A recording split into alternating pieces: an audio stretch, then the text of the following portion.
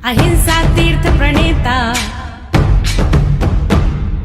अहिंसा तीर्थ प्रणेता, जय जय हो भारत गौरव, राष्ट्र संत प्रमुख सागर।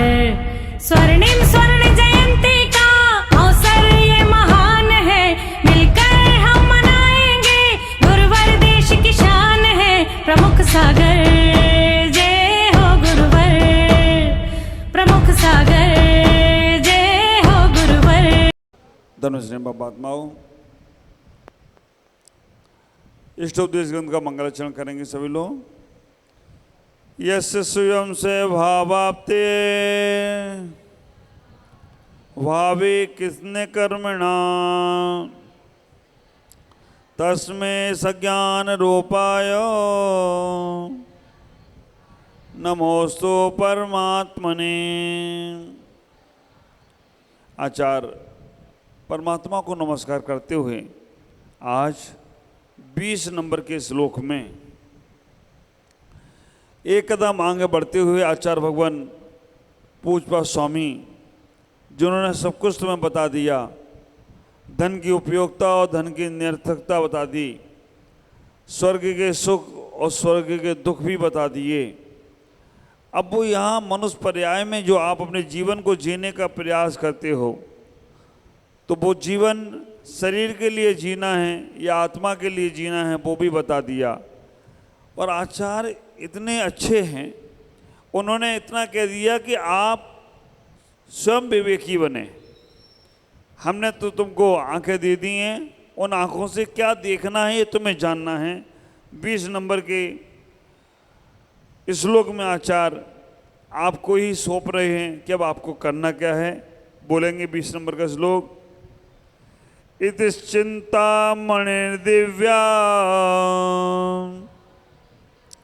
इता पिंडिका खंडिका, ध्यानेन चेद्वेलव्ये क्वाद्रितां विवेकिना।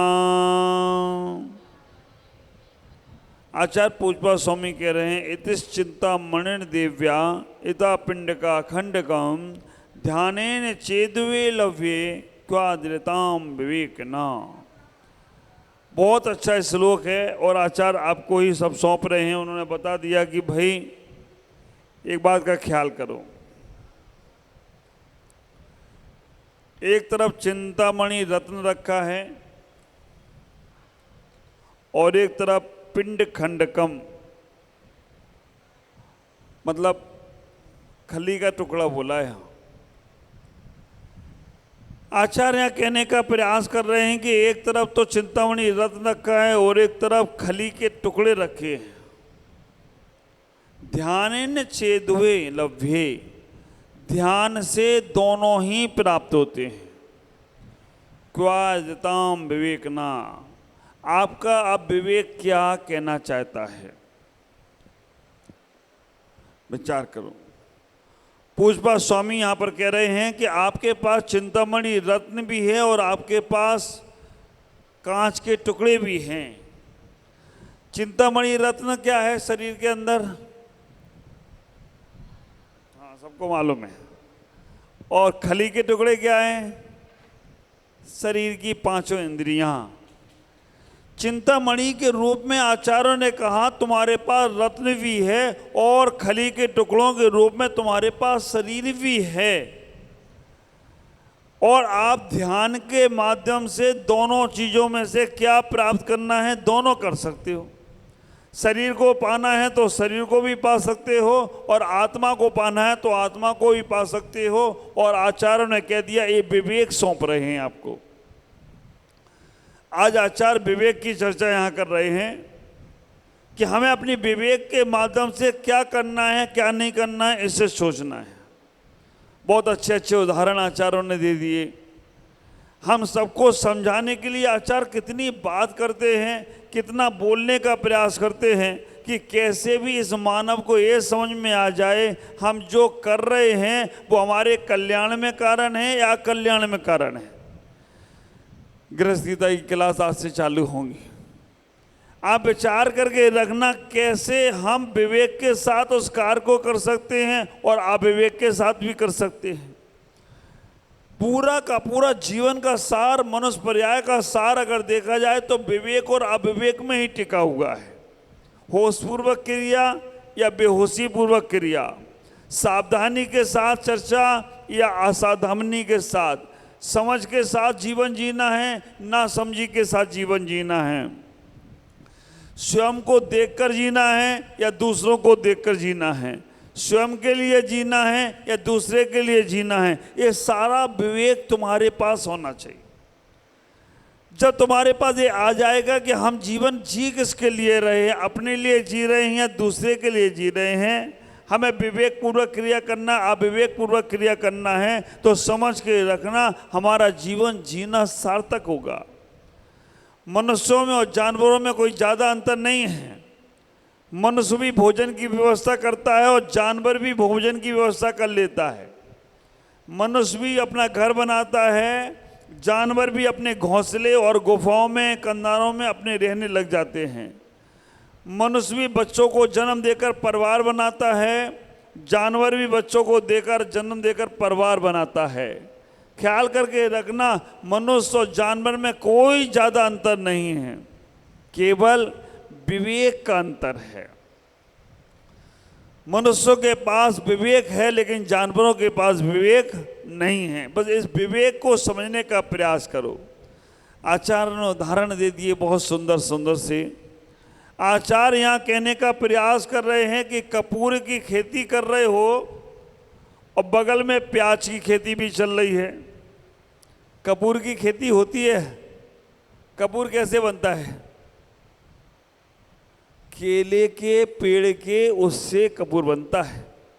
आप विचार करके रखना, कपूर और प्याज दोनों की खेती में कौन सी अच्छी खेती होती है? सबको मालूम है। लेकिन वो व्यक्ति समझदार होगा या मूर्ख जो कपूर की खेती के जो पेड़ लगे हुए हैं, प्याज की फसल की सुरक्षा के लिए उन पेड़ों को काट कर उसे बाड़ी बना दे रहा है कि भाई हमारी प्याज की सुरक्षा हो जाए। वो आदमी ना समझ है। आदमी को किसी काम के लिए धागा चाहिए था, गले में बहुत सुंदर सा हार पहन रखा था, धागे में बहुत सुंदर सुतन से मोती और रत्न लगे थे। अब उसे धागा चाहिए और धागा नहीं मिला, उसने उन मोतियों को तोड़ दिया और धागा इस्तेमाल कर लिया। समझदार है या ना समझ है? विचार करके रखना, इतना ही सोचना, बरसात का समय था, पैर कीचड़ में फंस गए। अब उसे धोने के लिए सादा पानी का भी इस्तेमाल कर सकता था, लेकिन घर में जो अमृत गंगा जल रखा था उसने वो पैरों पे डालकर पानी से पैर साफ कर लिए। समझदार है या ना समझ है? आप विचार करके रखना, घर पर आकर कौवा बैठ गया, उसे उड़ाना था, उड़ाने के लिए पत्थर नहीं मिले, उसने क्या किया, हीरे मोती जो थे उसके पास उन्हीं को मार दिया और कबूतर तो उड़ गए। लेकिन वो समझदार है या ना समझ है? हम अपने इस मनुष्य पर्याय का जिसका हमें उपयोग करना चाहिए, हम वो उपयोग काय में लगा रहे हैं, किस चीज में लगा रहे हैं, हमें इतना ही नहीं विचार कर पा रहे हैं। इस मनुष्य पर्याय से हम परमात्मा को भी पा सकते हैं और पाप आत्मा को भी पा सकते हैं। परमात्मा बन भी सकते हैं और पाप आत्मा भी बन सकते हैं, लेकिन हम ये समझने का प्रयास नहीं कर रहे हैं। हमें थोड़ा सा सुख मिल जाता है, हम सोचते कि हम अब बहुत खुश हो गए। ख्याल करना, ये मनुष्य पर्याय को पाने के बाद जो मिल रहा है ना, उसमें संतुष्ट मत होइएगा, आगे बढ़ने का प्रयास करो। हमें धर्म ध्यान करने को मिल जाए, पूजा पाठ करने को मिल जाए, इसमें ही खुश मत हो जाओ। स्वाध्याय करने को मिल जाए, इसमें ही खुश मत हो जाओ। साधु के प्रवचन सुनने को मिल जाए, ये आगे बढ़ने के लिए जितनी जिज्ञासा होगी, जितनी प्यास गहरी होगी, उतना तुम आगे बढ़ने का प्रयास करोगे। और तुमने कहा कर लिया ना धर्म ध्यान, अब बस लग जाओ अपने और काम में। सुन लिए ना गुरु जी के प्रवचन, अब करने लगो वही काम। समझ के रखना है कि ये सब क्यों, हम सब केवल तुम्हारे और अपने लिए इतना ही विचार करें कि हमें हर कदम में आगे बढ़ना है।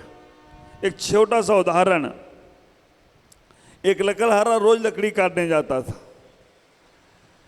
लकड़हारा रोज लकड़ी काटने जाता था और लकड़ी काट कर आता था, रोज सुबह लकड़ी बेचता था और शाम को भोजन बनता था उसके यहाँ। एक ही बार भोजन बनता था, क्योंकि सुबह लकड़ी काटना, बेचना, उसके बाद दोपहर में घर में सामान आना और फिर बड़ी मुश्किल से गुजारा चलता था।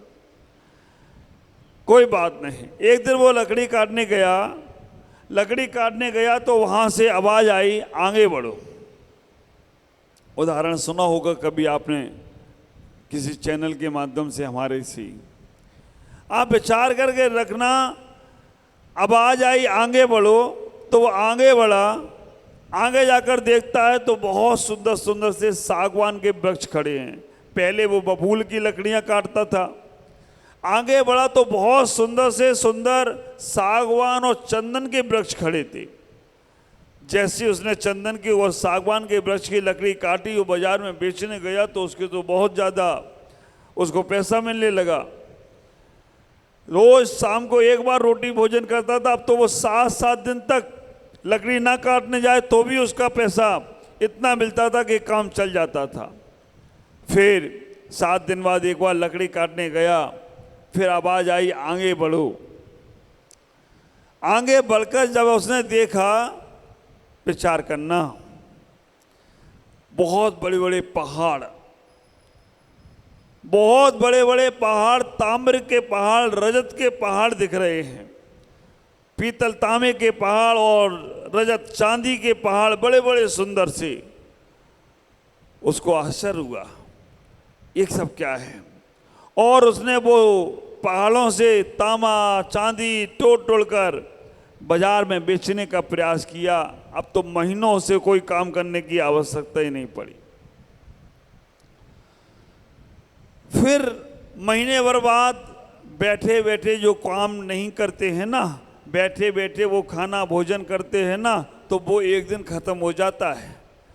जो लोग पढ़ाई नहीं करते हैं ना, वो सोचते हैं जितना पढ़ लिया उतना ही काम में आएगा, बस अब आगे क्या करना है। तो उनकी बुद्धि एक दिन खत्म हो जाती है, क्योंकि आगे नया नया नया नया रोज नया नया ज्ञान आ रहा है और रोज नई नई टेक्नोलॉजी आ रही हैं। अगर हम पुराने पे ही पड़े रहेंगे ना, तो विचार करके रखना कमरे तक सीमित रह जाएंगे। अभी क्या हो रहा है गुवाहाटी में, रोज नया रोज नया रोज नया। पुराना करो तो बैठे रहो कमरे में, रोज नया हो रहा है। तो पूरे गुवाहाटी आसाम ही नहीं, पूरी दुनिया तारीफ कर रही हो तो कोई आश्चर्य की बात नहीं है। और तो और जैन संप्रदाय के अलावा भी कल जब सब धर्मगुरु यहाँ से गए ना, सब मिलके गए। महाराज साहब, आपने बहुत अच्छा किया कि हम सबको एक मंच पर तो बैठने का मौका दिया, एक मंच पर हम बैठ सके। और वो क्या आप सोचते हो कि यहाँ की चर्चा यहीं छोड़ गए? उनके घरों में, उनके संप्रदाय में, उनके धर्म के बीच में, धर्मात्माओं के बीच में वो यहाँ की चर्चा जरूर करेंगे। एक बार तो उनके मन में आएगा कि ऐसे ऐसे जैन साधु हैं, नग्न रहते हैं, हमारे आसाम गुवाहाटी में आए हैं और उन्होंने ऐसा आंदोलन किया। तो विचार करना, हमने ये धर्म को उन तक अपने आप पहुंचा दिया हो तो कोई आश्चर्य की बात नहीं है। ये सब सोचना पड़ेगा। ये बाह्य प्रभावना है, मैं भी मानता हूँ ये बाह्य प्रभावना है, इससे आत्मा कल्याण नहीं होगा।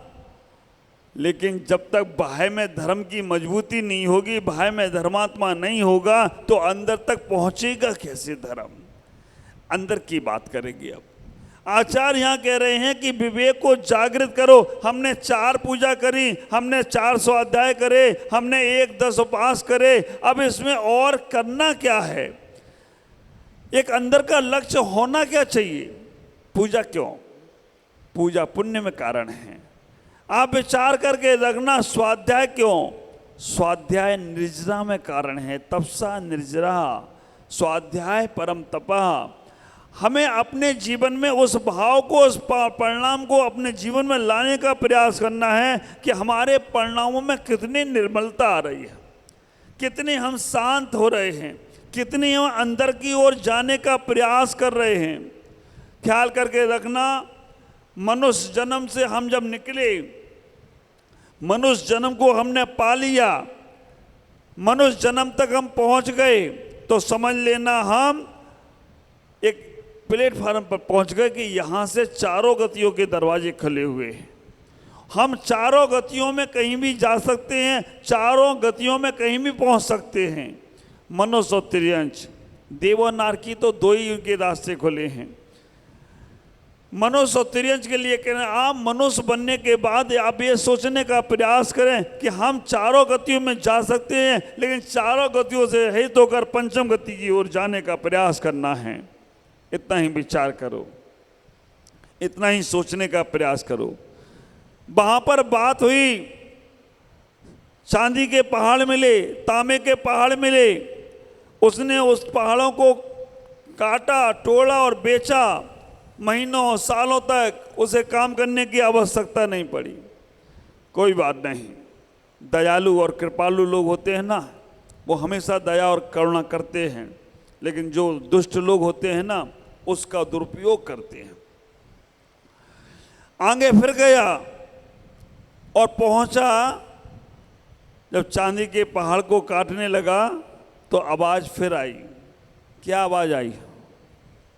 बोलो ना, आगे बढ़ो।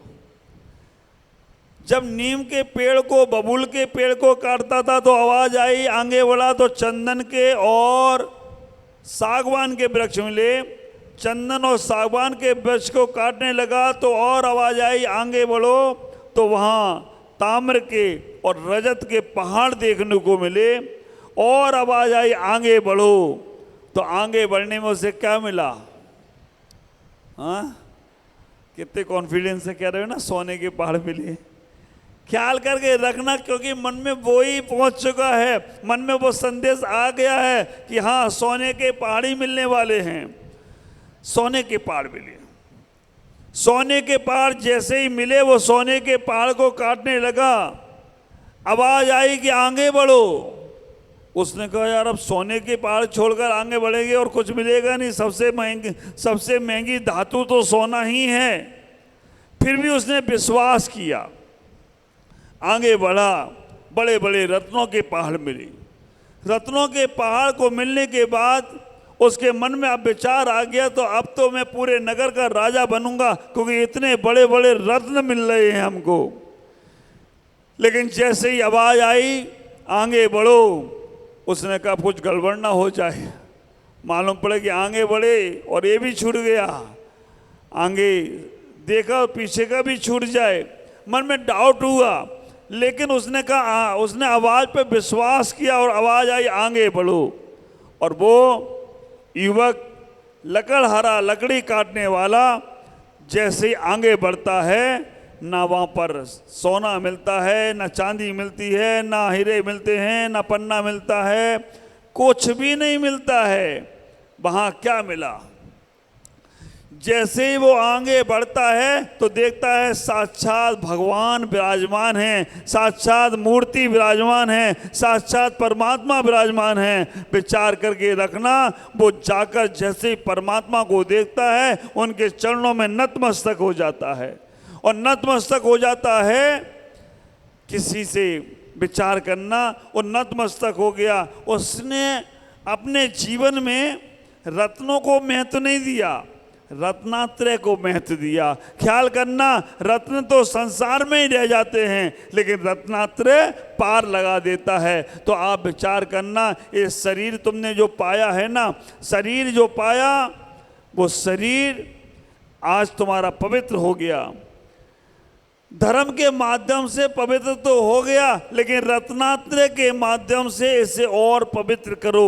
जो कर रहे हो उसमें संतुष्ट मत हो जाओ, आगे बढ़ने का प्रयास करो, लेकिन संकलेश भाव से नहीं करना। संकलेश भाव से किया गया बहुत सा काम थोड़ा ही फल देता है, और जो समर्पण भाव से काम किया जाता है तो बहुत ज़्यादा फल देता है। आचार्य पूज्यपाद स्वामी यहाँ इतना ही कह रहे हैं, ये विवेक से काम करो, अपने शरीर को अगर उपवास व्रत में लगाओ तो सुख और शांति नहीं, हमारी कर्म निर्जा के लिए लगाना, स्वाध्याय करना, पूजा करना, आहार देना आदि आदि जो भी काम करो विवेक के साथ करो, जिससे तुम्हारा विवेक तुम्हें चिंतामणि रूपी आत्म धन को तुम्हें प्राप्त करा सके। शरीर तो हर जन्म में मिलेगा और शरीर के साथ आत्मा भी मिलेगी।